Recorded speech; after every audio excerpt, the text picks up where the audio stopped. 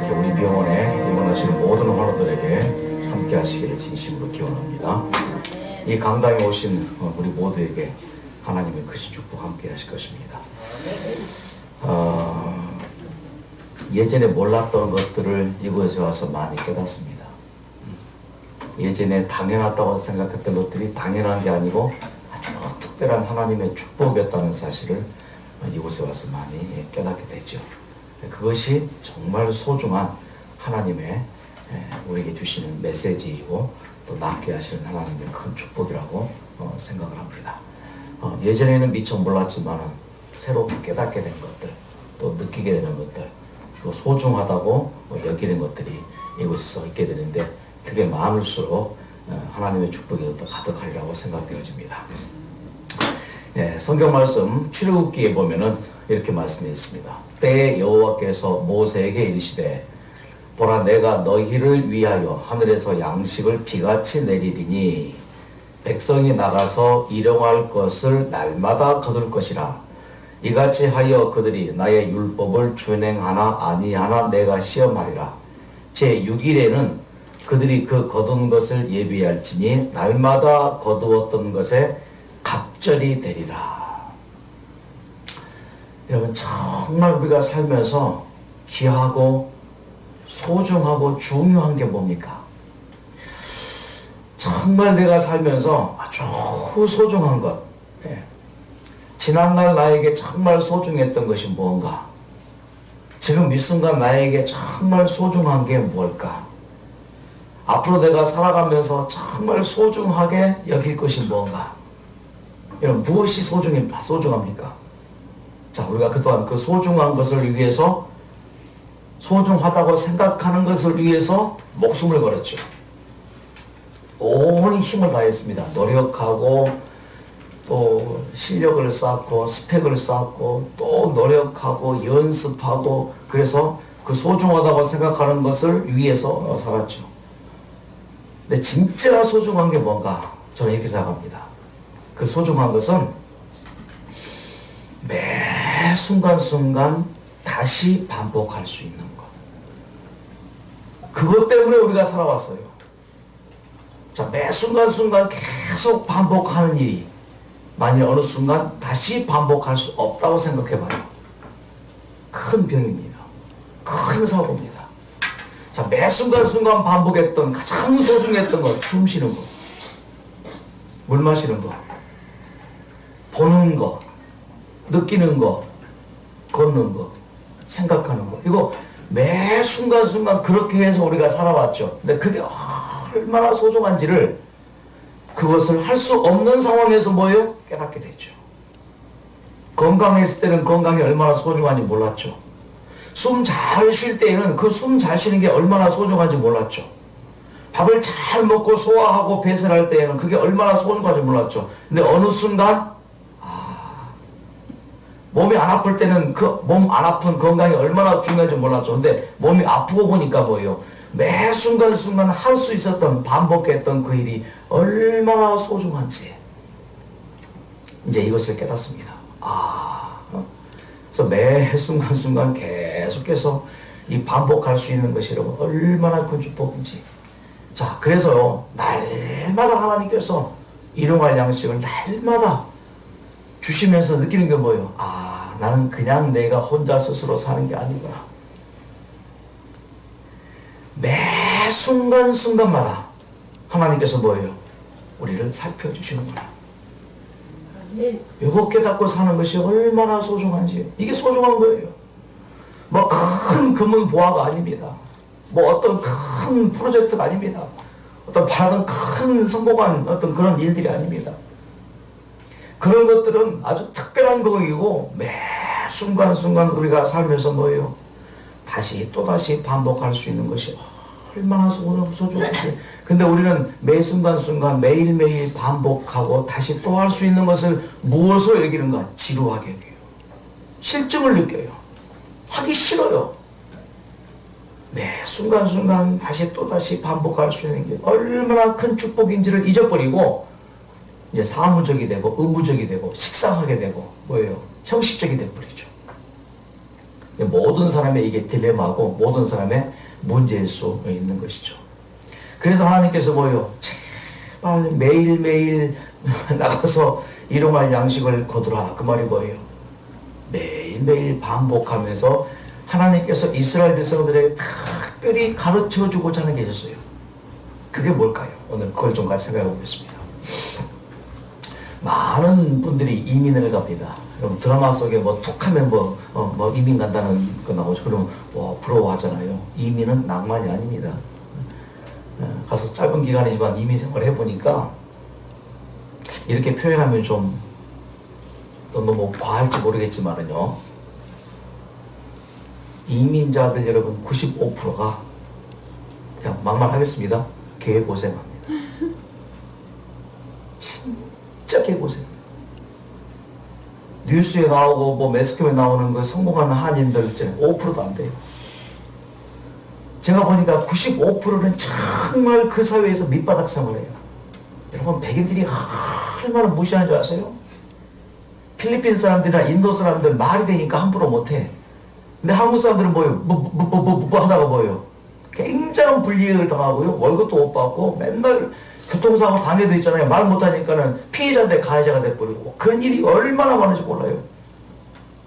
지금 동남아 그쪽 이제 노동자들 한국에서 일하잖아요. 우리가 어떤 취급합니까? 그보다 10배 더 취급해버려요. 백인들이 한인들을. 그런 이제 그런 데서 밑바닥 생활하면서 청소해 가면서 뭐 또 망노동 해가면서 접시 닦아가면서 그렇게 하면서 자녀들 공부시켜요. 자녀들 잘 될 자녀가 몇 프로인가요? 많지 않아요. 정말 고생합니다. 그래서 뭐 성공한 한인들 막 매스컴에 나오고 그래서 이민자들 막 부러워하는데 저는 이민 말리고 싶어요. 물론 한국이 땅이 좁기 때문에 해외로 나가야 됩니다. 해외 이민자가 지금 300만 명이에요. 거의 400만 명 가까이 됩니다. 그럼 5천만 인구 중에서 거의 뭐예요? 한 7, 8%가 이민자예요. 다 나가서 이제 한인의 어떤 그런 이렇게 뭐 나가서 이렇게 뭐 하는 건 또 좋지만은 진짜 각오하고 와야 되고 이민을 갈라치면은 공부하러 가야 돼요. 공부하러 가서 그 나라 말 잘 배우고 그 나라 하고 졸업해서 자격을 얻어서 그 사회에 진출하는 이민이 제일 좋지 30대 이상 이민 가면 정말 고생해요. 자, 어떤 한 이민자 장모님이 있었습니다. 근데 그 장모님이 북이 고향입니다. 북이 고향이어서 이제 이민을 이제 남 월남을 했고 이제 월남하다가 이제 뭐 60대 말 70대 초반에 미국으로 이민을 갔어요. 정말 고생했습니다. 고생이 심할수록 생각나는 게 뭐예요? 고국 생각, 고향 생각이죠. 얼마나 고향이 그립고 고생할 때마다 힘들 때마다 부모 형제가 생각나는지 눈물 훔치면서 뭐예요? 현실을 살아야 됩니다. 그렇게 3, 40년 이민 생활하고 터전을 잡았습니다. 이제 살고 먹고 살 만큼 이제 재산을 모았어요. 그때 이제 적극적으로 고향에 대한 어떤 이제 향수를 달래는 거죠. 고향에 누가 있을까? 부모 형제 누가 살아 있을까? 북한은 돈이면 다 됩니다. 그 나라는 부패해야 할 정도로 부패해 있어요. 브로커 이용하면 모든 거 다 합니다. 북한은 브로커. 그 브로커들이 중간 브로커 돈 주면은 안 되는 게 없어요. 고향 주소를 가지고 이제 브로커에게 부탁했습니다. 내 고향에 이런 형제 이름들이 있는데 좀 알아봐 달라고. 쫙 알아온 보고가 부모 형제는 다 돌아가셨고 딱 한 가족이 남아있대요. 형의 아들, 조카. 그나마 다행이었습니다. 그래서 그 형의 아들, 그 조카를 탈북을 시켰어요. 돈이면 다 됩니다. 그래가지고 그 조카가 이제 중국으로 나왔어요. 중국에서 가서 이제 끌어안았죠. 중국어. 뭐 연길 그쪽에서 얼마나 반가운지.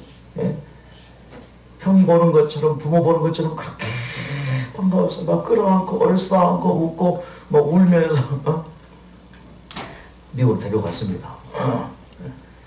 이제 뭐요 그 난민 신청해서 미국 갔죠.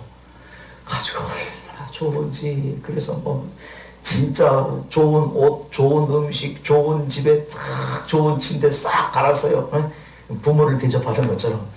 그래서 미국 여행을 다 시켜주고 매일매일 행복한지 그렇게 3개월 동안 구경을 시켜주고 좋은 음식, 좋은 옷 다 사입혀주고 3개월 지난 다음에 그 조카를 이제 취직을 시켜줬어요.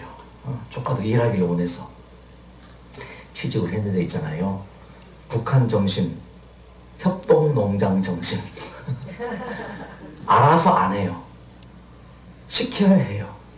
시켜서 하는 것도 성실하게 합니까? 이게 협동농장 정신이에요. 안 해요.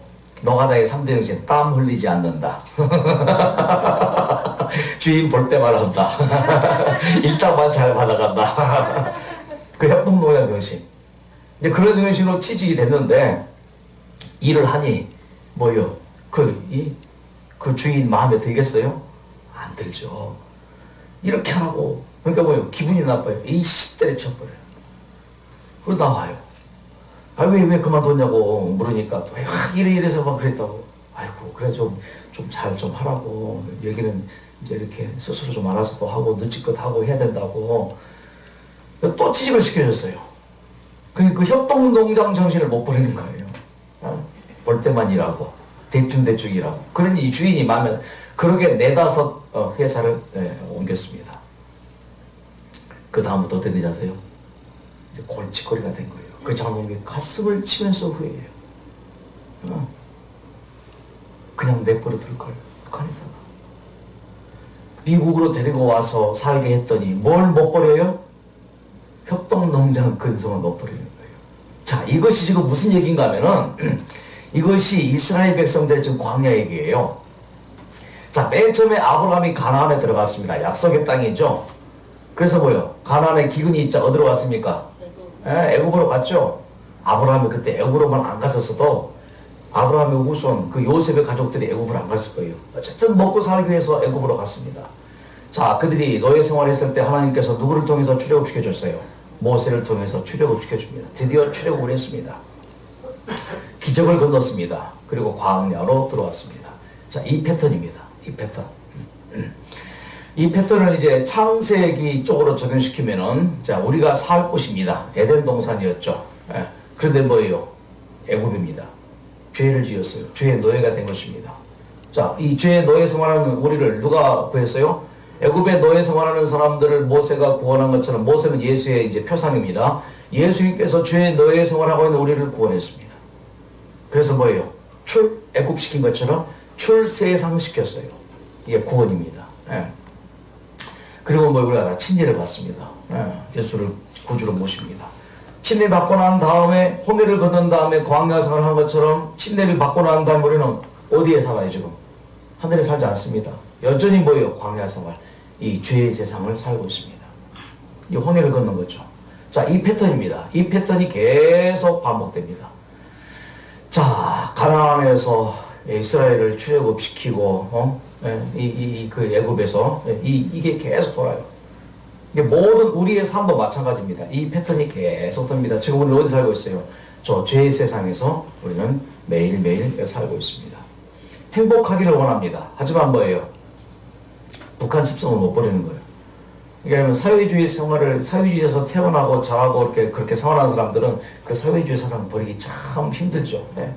무언가의 도움이 필요합니다. 자, 이겁니다. 자, 북한 생활합니다. 정말 이런 탈북자들 얘기 들어보면 영화 속의 한 장면이에요. 목숨을 걸고 도망간 압록강을 건너서 탈출합니다. 탈북해서 북한에 가 중국으로 가서 중국 대륙을 떠돌다가요, 동남아 쪽으로 가서 여기에서 한국의 대사관 들어가서 뭐예요? 한국 이게 다 루트예요. 중국에서 바로 이렇게 오지 않더라고요. 다 이런 루트를 통해서 옵니다.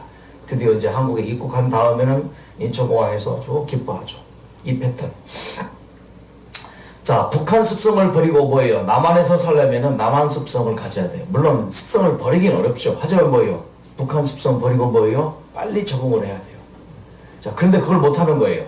공산주의 사상 버리고 뭐예요? 민주주의에서 살려면은 민주주의 개념을 빨리 배워야 돼요. 아, 자본주의는 이렇구나. 그걸 배워야 됩니다. 자, 애굽 생활도 마찬가지입니다. 애굽에서 죄의 생활했습니다. 그들이 뭐예요? 도망간 압록강을 건넌 것처럼 홍해를 건넜습니다. 그리고 뭐예요? 광야 40년 생활을 했습니다. 가나안 들어간 루트예요. 드디어 그들이 뭐예요? 홍해를 건너서 가나안에 들어왔습니다. 자, 그러면 뭐예요? 광야 생활을 하면서 이 광야 생활을 하게 하신 목적이 뭐예요? 이거 하시기 위해서 제발 애굽 생활 버리고 하나님을 믿는 신앙 습관 가져라 이거예요.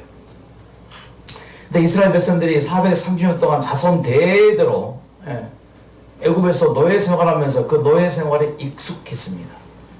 여러분 조선 말 때 이제 노예 해방이 내렸습니다. 한국에도 일제 바로 직전에.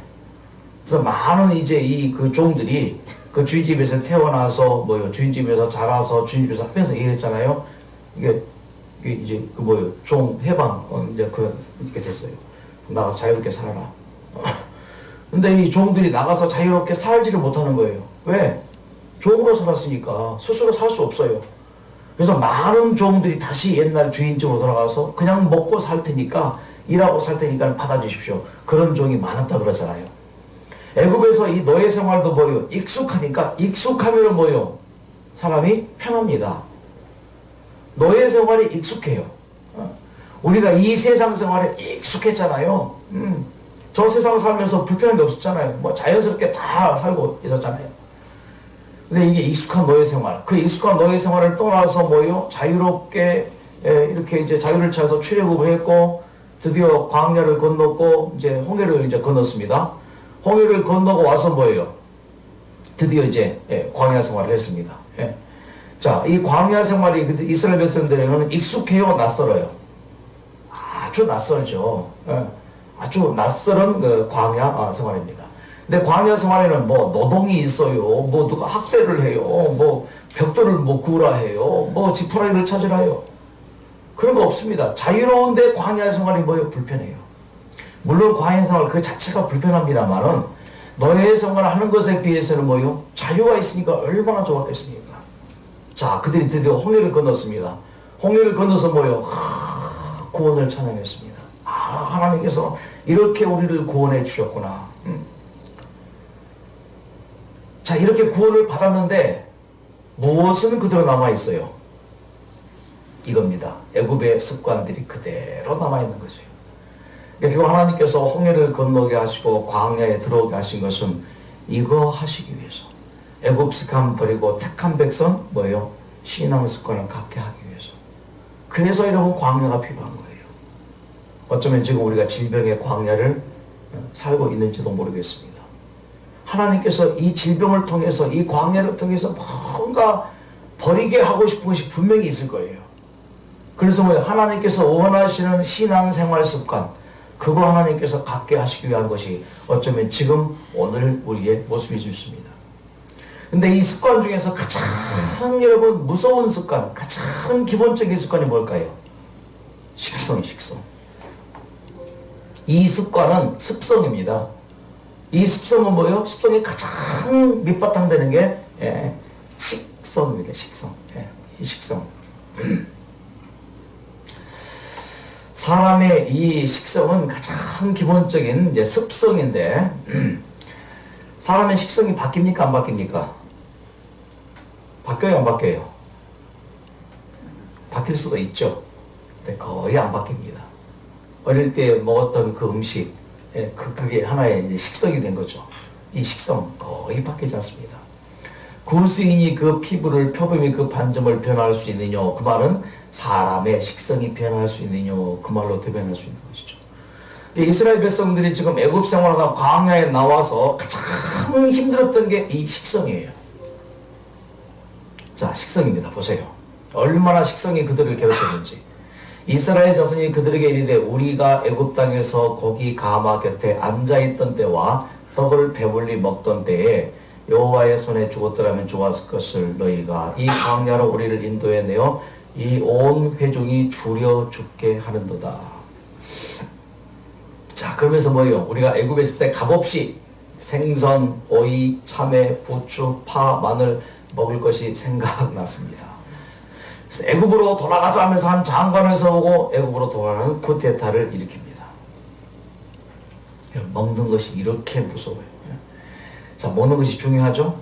왜 중요합니까? 사람에게 본능이라는 게 있어요. 이 본능이 두 가지가 나눠집니다. 육체적인 본능, 심리적인 본능. 자, 육체적인 본능은 이렇습니다. 이런 것들. 심리적인 본능, 이런 것들이에요. 그 중에 가장 첫째가 뭐예요? 요 식욕이에요, 식욕. 양반도 3일 굶으면 뭐 한다고요? 담 넘어간다고요. 이 식성, 식욕. 먹는 게 사람에게는 가장 중요한 첫 번째예요. 먹는 것으로 사람이 결정이 됩니까? 먹는 것으로 사람이 결정이 돼요? 먹는 거 결정이 됐잖아요. 그래서 먹는 것으로 뭐예요? 사탄이 예수님을 첫 번째 시험 맞잖아요. 그래서 2010년에 미국의 이제 의학회에서 먹는 게 중요하다. 그래서 이런 용어가 나왔습니다. 당신은 먹는 것으로 당신이 결정된다. 당신은 먹는 것이 무엇을 먹느냐가 당신이다. 이런 음식 먹으면은 몸이 이렇게 형성되고 이런 음식 먹으면 몸이 이렇게 형성이 된다. 그래서 이제 신용어가 나오는데 에피제네틱스, 후성 유전학. 그 타임지 2010년 1월 18일자에 이렇게 이제 났죠.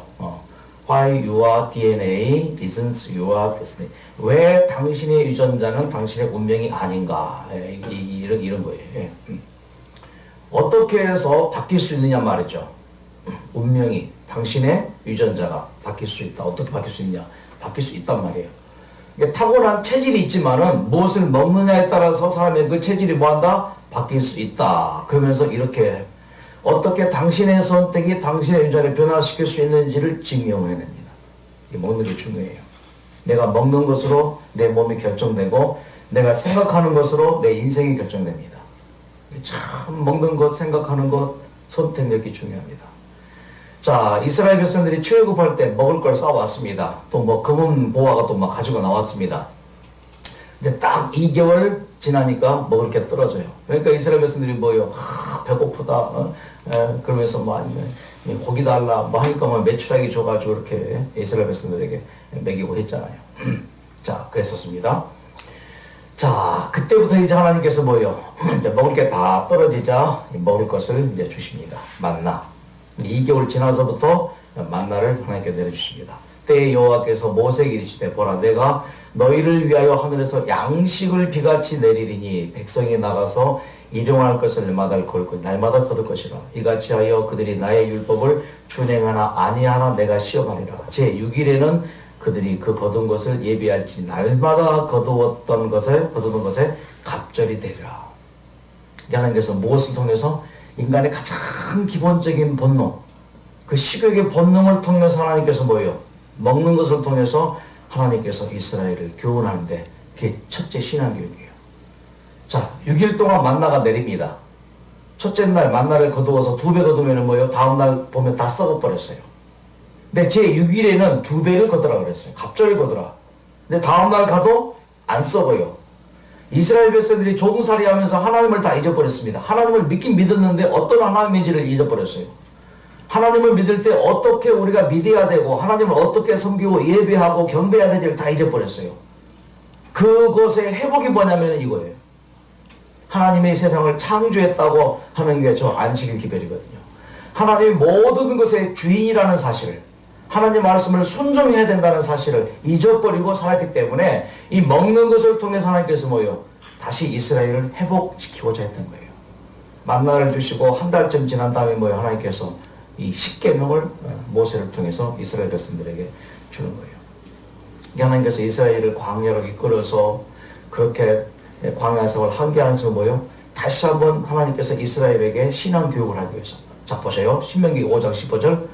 너는 기억하라. 내가 애굽 땅에서 종이 되었더니 너의 하나님 여호와가 강한 손과 편팔로 너를 거기서 인도하여 내었나니 그러므로 너의 하나님 여호와가 너를 명하여 뭐 하라고요? 구원 받았으니까 안식일을 지켜라. 다시 말해서 구원 받았으니까 이제 안식일을 지키면서 무슨 습성?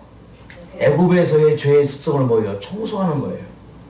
그걸 버리기 위해서 뭐예요? 안식일을 지키라는 거예요. 여러분, 안식일은 지키기 위해서 있는 게 아니에요. 안식일을 지킴으로 뭐예요? 저 때를 벗어버리는 거예요. 내가 거룩해지는 거예요. 내가 구별되는 거예요. 그래서 하나님께서 이 안식일을 구원의 표로 지키라 했고 그 안식일을 지킴으로써 뭐예요? 이스라엘 백성들이 거룩해지거든요. 죄의 속성이 빠져나가거든요. 출애굽기 31장 13절 너는 이스라엘 자손에게 보하여 이르기를 모세입니다. 너희는 나의 안식일을 지키라. 이는 나와 너희 사이에 너희 대대의 표징이니 나는 너희를 거룩하게 하는 여호와인 줄 알게 하라. 이 거룩이라는 말이 맑고 깨끗하다, 밝고 빛나다, 구별되다 그 말이에요. 그러니까 뭐요? 애굽에서부터 뭐요? 구별되었으니 맑고 깨끗하게 밝고 환하게 그렇게 이스라엘 백성들을 뭐 하면서요? 안식일을 지키면서 그렇게 살게 하는 것이죠. 그래서 뭐요? 하나님께서 만나를 내릴 때 제6일에는 그들은 거둔 것을 뭘요? 갑절이 되었습니다. 첫째 날부터 다섯 날까지 만나를 거두었을 때에는 많이 거두면은 뭐요? 먹고 나오면 다음날 다 썩어버렸는데 제6일에 갑절을 얻었는데 그 다음날 만나가 내리는지 나가봤단 말이에요. 내렸어요? 안 내렸어요? 안 내렸어요. 아, 그렇지. 6일째에는 뭘 거둬야 돼? 안식일까지 2배를 거둬야지. 그러면서 뭐예요? 이스라엘 백성들이 안식일을 기억하는 거죠. 안식일이 그렇게 해서 그들에게 뭐예요? 이제 생활화되게. 그래서 뭐예요? 먹는 것으로 이스라엘 백성들이요, 이 만나를 통해서 교육을 하죠. 여기 성경을 설명하는 책 부조화서이자 296페이지에 광야에서 장기간 체류하는 동안 매주 이스라엘 사람들은 그들의 마음에 안식일의 신성성을 감명시켜 주려고 고안된 3중 2적을 목격했다. 곧 6째 날에는 만나가 갑절 내렸고 7째 날에는 조금도 내리지 않았으며 다른 때에는 저장해 둔 것이 하루를 넘기면 못 쓰게 되었으나 안식일을 위하여 필요되는 몫은 달고 신선하게 보존되었다. 자, 여러분 조련사들이 뭐 물개를 조련하고 개를 조련하는 조련사들이 그 대상을 훈련시킬 때 무엇을 가지고 훈련을 시킬까요? 먹는 거예요. 먹는 것으로 이 말을 들어요. 그러니까 하나님께서도 뭐예요? 우리 사람을 교육할 때 뭘로요? 가장 기본적인 본능. 예. 자, 드디어 모세가 십계명을 받았습니다. 만나가 내린 다음에 모세가 시내산에 올라가서 이제 십계명을 받았죠. 10가지 계명입니다. 이 계명은 폐할 수 없다고 예수께서 분명히 마태복음 5장에 말씀했죠. 여러분, 5째부터 10째까지는 불교에도 있고 유교에도 있는 계명이에요. 성경에만 있는 것은 이 계명에 창조가 들어간 얘기입니다. 몇째 계명이에요? 하늘과 바다와 물들의 근원을 만들고 제7일에 쉬었습니다. 그러면서 뭐예요? 창조가 들어가 있는 거예요. 그러니까 이 안식일을 기억하면 뭐 하나님이 창조하셨다. 하나님이 우리를 뭐하게 하신다? 살게 하신다. 되게 하신다. 그러므로 우리는 하나님께 다 맡겨드리고 하나님께서 책임져 주신다. 이 사실만 사람들이 잊지 않았더라면 이 세상이 이렇게 되지 않았을 거예요. 문제는 사탄이 이 안식일을 공격하는 거죠. 하나님의 율법을 공격하는 거죠. 그래서 뭐예요? 파괴해버려요. 그러면 자연히 뭐예요? 사람들이 하나님을 잘못 믿게 되고 이 세상 습성에 젖어서 인간의 어떤 것을 우위로 생각하는 것이죠. 천지와 만물이 다 이루니라 하나님이 지으시던 일이 7째 날에 이를 때 마치니 그 지으시던 일이 다음으로 7째 날에 안식하시니라. 하나님이 7째 날을 복주사 거룩하게 하셨으니 이는 하나님이 그 창조하시며 만드시던 모든 일을 마치시고 이날에 하나님께서 안식하셨다. 그래서 뭐예요? 그렇게 하시고 난 다음에는 계명의 4째 계명으로 뭐예요? 손가락으로 하나님께 쓰가지고 돌 위에다가 새겨 놓으셨죠.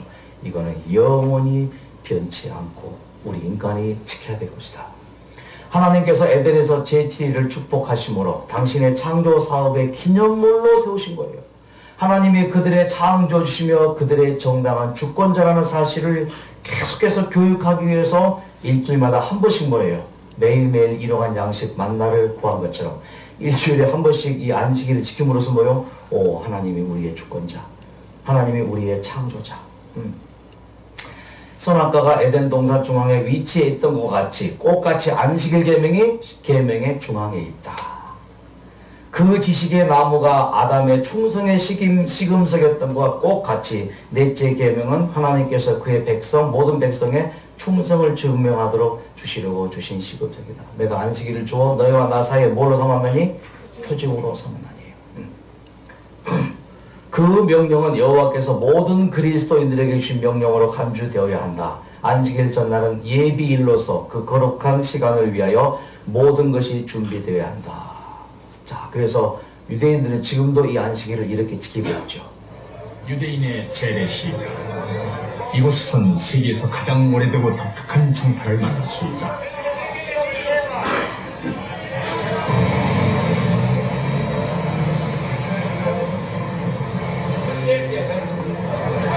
עכשיו אנחנו קונים לשבת, יש לנו שבת, יום שבת ויום גדול, יום גדול. 안식일은 큰 행사입니다. 수천년간 정청론 떠돌이로 살았던 유대인들은 조상 대대로 지켜온 안식일의 규례를 변함없이 지키고 있다. 안식일을 기억하여 거룩히 지키라. 자, 해 뜨기 전에 이렇게 사이렌 소리가 이스라엘 전역에 오늘 터진답니다. 안식일이 시작되는 금요일 늦은 오후, 장보던 이들로 가득했던 시장이 갑자기 텅 비어버렸다. 거리 또한 마찬가지였다.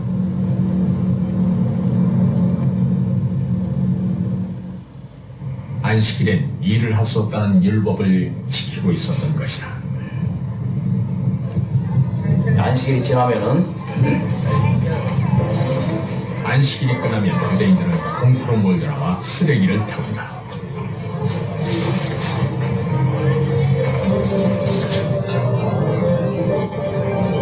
그런데 자세히 보면 쓰레기가 아니라 빵을 태우고 있는 것이다.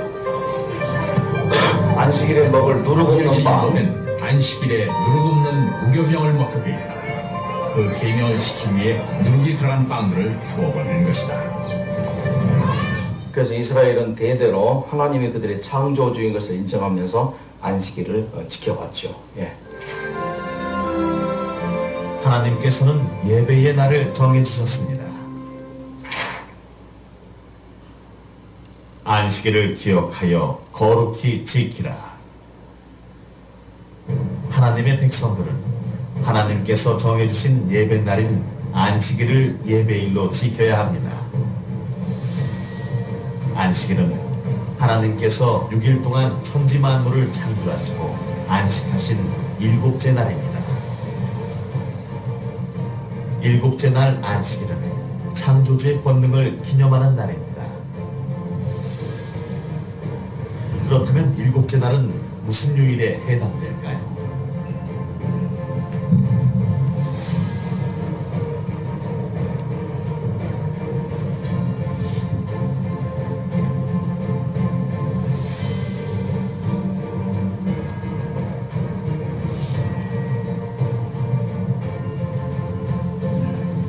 일곱째 날은 토요일이라고 사전에 기록되어 있습니다.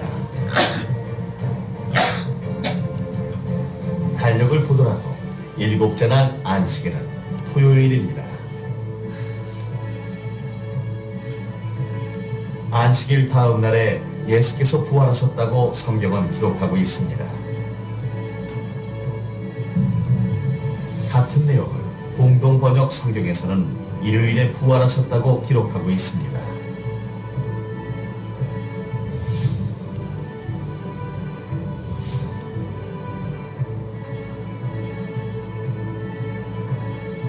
그렇다면 안식일은 무슨 요일입니까?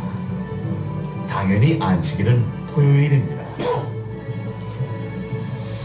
또한 가톨릭 교리서에서도 안식일은 토요일이라고 밝히고 있습니다.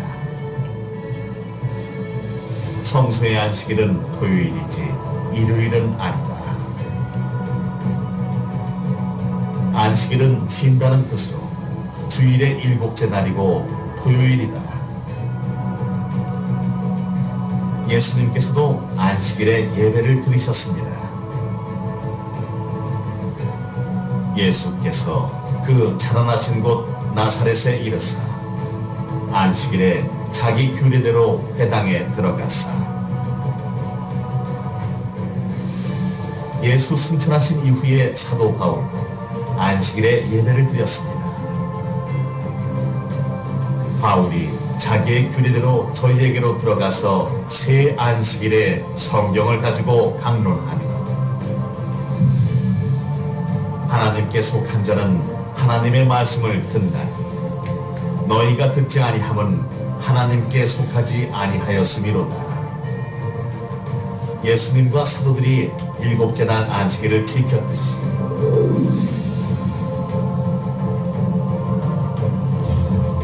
하나님의 백성은 하나님께서 정하신 예배일 안식일을 지켜야 합니다. 그래서 이런 성경의 이제 역사와 성경의 전통에 따라서 이제 안식일을 지키는 교회가 꽤 많이 있습니다. 예. 유대교도 이제 물론 그들은 이제 예수를 부인하지만은 왜 안식일을 지켜야 되는가? 이것을 통해서 6일의 의미와 생명력을 얻게 됩니다.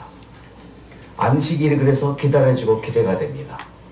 안식일 음식을 미리 준비하여 감동과 은혜가 있고, 안식일 준비를 통해 안식일을 전하게 되고, 안식일 시작 전 사람들과 화목하면서 겸손을 배우게 되고, 한 주일 내내 안식일에 관심을 갖게 되고, 환영 예배 참여와 말씀을 통해 감사와 평안을 경험하게 되고, 진지한 마음으로 준비할 때 성령의 임재를 느끼게 되고, 마음의 상처와 아픔이 사라지고 치료가 되면서 주님이 사탄의 권세를 깨뜨리고 구원해 주시는 경험을 하며, 안식일 예배의 질과 은혜가 높아지고 깊어지면서 성품 변화를 경험하면서 세상의 때를 다 벗게 하고 뭐예요? 다시 한번 새롭게 우리를 거룩하게, 하나님이 주인이시다, 하나님이 창조주이시다. 그래서 안식일을 지켰다면 우상 숭배가 있을 수 없을 거예요. 안식일을 지켰다면 하나님이 내 모든 것의 주인이다, 그것만을 전적으로 의지했을 것입니다. 하나님의 창조의 능력의 기념일인 안식일은 하나님께서 천지를 지으신 자임을 증거한다. 그러므로 안식일은 그분의 존재에 대한 계속적인 증거이며 그분의 위대하심과 그분의 지혜와 그분의 사랑을 상기시켜주는 방편이다. 안식일이 항상 신성하게 준수되어 왔었더라면 무신론자나 우상숭배자가 결코 생겨날 수 없었을 것이다. 왜요? 하나님이 내 주인이신데요. 하나님 말씀을 순종하게 해주는데요. 바로 안식일의 축복입니다. 그래서 이 광야 교육을 통해서 일용할 양식을 매일매일 거두면서 뭐예요? 자, 날마다 거두면서 하나님을 기억합니다. 하나님이 내 모든 것을 살게 해주시는 하나님이심을 기억합니다. 왜 이렇게 하지 않았을까요? 귀찮고 힘든데 새벽에 해가 뜨면 다 사라지거든요. 그러니까 일찍 일어나야 돼요. 그러니까 좀 편하게 살게 해주지, 노예 생활을 했으니까 다 집에다 다 바구니 준비해도 그럼 바구니에 척척 일주일께 쌓여있으면 얼마나 좋았겠습니까? 근데 뭐예요? 날마다 해 뜨기 전에 가서 거두라는 거예요. 훈련시키는 거예요. 자, 이렇게 하지 않고 저렇게 날마다 거두라. 그렇게 했던 것입니다. 그러면서 하나님을 신뢰하고 하나님의 법대로 사는 동안 그들이 뭐예요? 그들이 변화가 되는 것이죠. 그래서 뭐예요? 매일매일 만나를 거두면서 사람이 떡으로만 사는 것이 아니에요. 노예 생활의 습성은 뭐예요? 먹는 것으로 산다. 그래서 그들이 먹었잖아요. 자, 여호와의 입에서 나오는 말씀으로 산다는 사실을 만나를 거두면서 뭐예요? 매일매일. 자, 만나는 뭐예요? 말씀입니다. 그리스도를 예표합니다. 매일매일 먹어야 될 생명의 떡. 그래서 하나님께서 광야에서 만나를 통해서 뭐예요? 말씀을 매일매일 먹으라. 말씀을 매일매일 먹는 것입니다. 그래서 그분의 말씀을 믿는 거예요. 예수를 믿는 것은. 예수를 영접한다는 것은 뭐예요? 그 말씀을 받아들이는 것이고 그 말씀에 깊은 명상을 받는 것이고 말씀에 순종하는 삶을 살게 하도록 그렇게 매일매일 만나를 내리게 해서 말씀, 하나님 우리를 살게 하신다. 그것이죠. 그러니까 이 안식일이 얼마나 큰 축복인지 이스라엘 백성들이. 자, 요한복음 5장 39절에 너희가 성경에서 영생을 얻을 줄 생각하고 성경을 상고하거니와 이 성경이 곧 내게 증거하는 것이야. 그러니까 만나든 안식일이든 성경 말씀이든 다 누가 초점이에요? 예수님이에요. 어떤 사람은 안식일을 철저히 지킵니다. 그런데 예수 없이 지켜요. 안식일을 지키기 위해서 지키는 거예요. 그것은 하나님께서 원치 않은 것입니다. 그 안식일을 지킴으로 뭐예요? 예수님이 내 생명의 떡이다. 예수님이 내 삶의 주인이시다. 이것이 고백되어지고 이것이 인정돼야 돼요.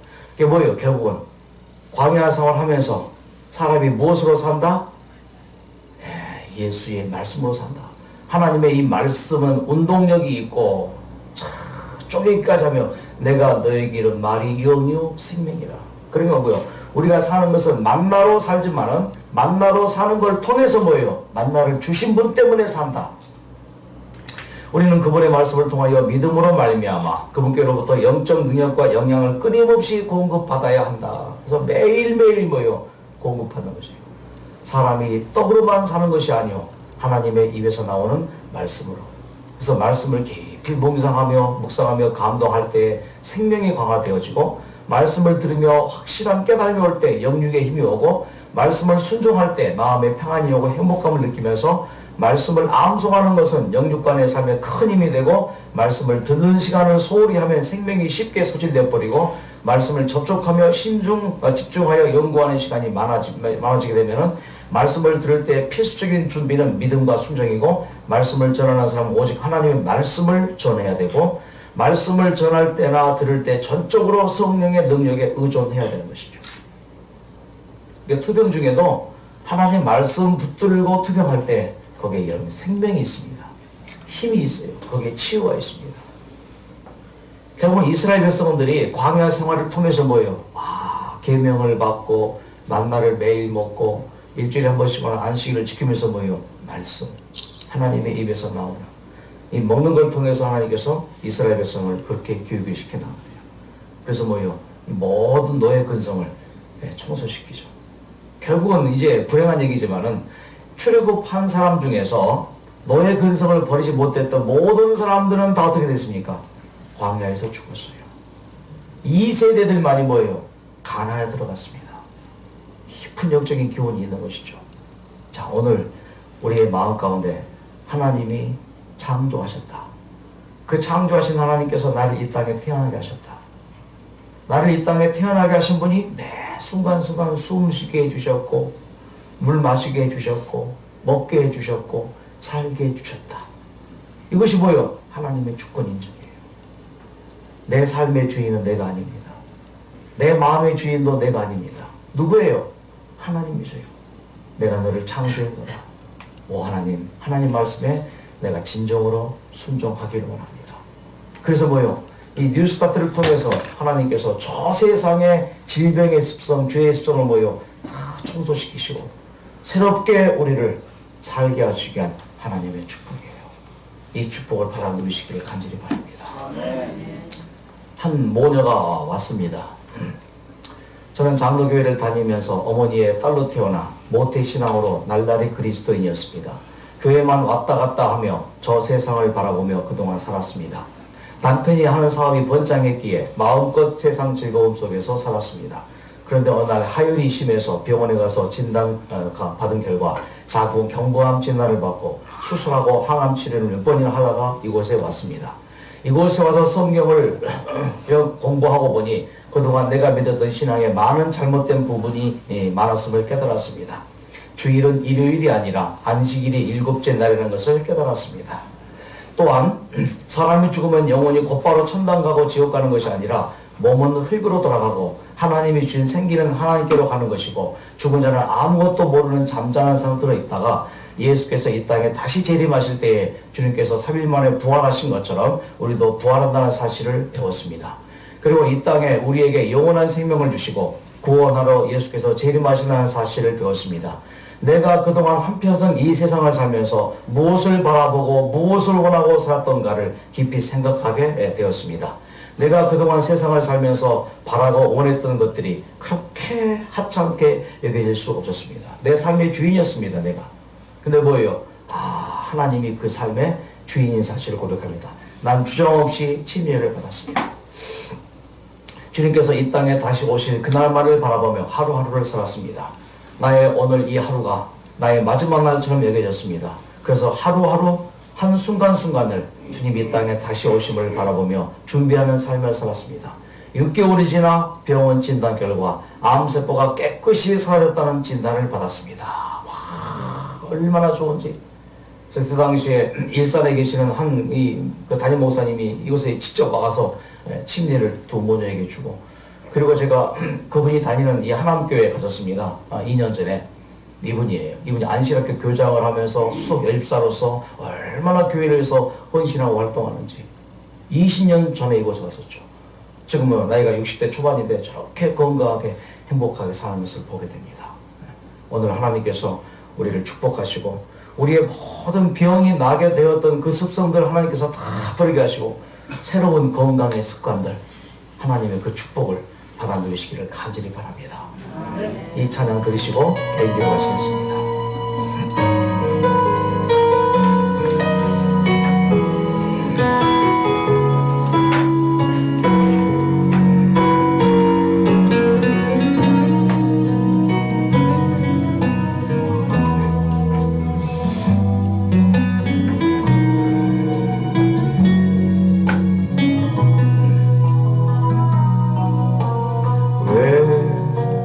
나만 겪는 고난이냐고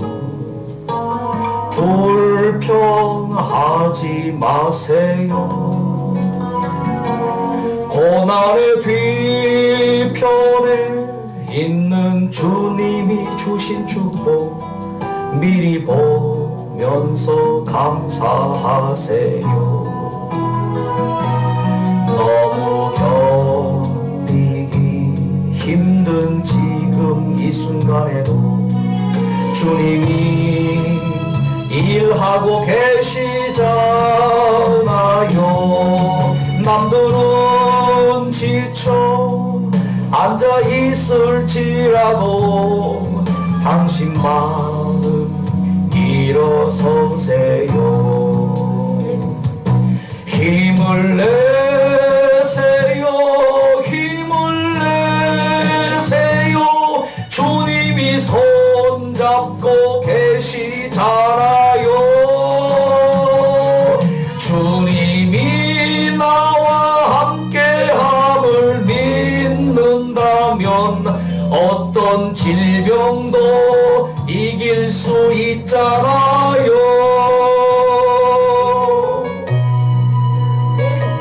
아버지 하나님, 우리가 세상을 살았습니다.